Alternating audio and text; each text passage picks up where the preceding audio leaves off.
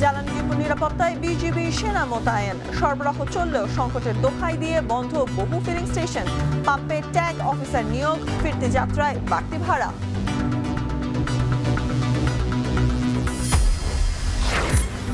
রোজা ঈদের দীর্ঘ ছুটিতে স্কুল কলেজে বেড়েছে মশার উৎপাত।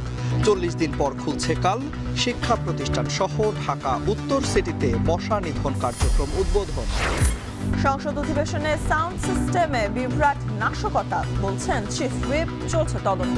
বিকেলে সরকার দলীয় সংসদীয় কমিটির বৈঠক, কাল বসছে অধিবেশন।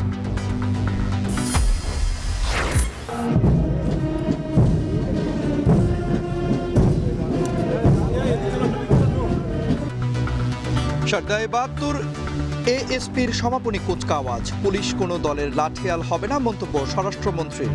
আগের কোনো একটি পোশাক ফেরানো নিয়ে আলোচনা।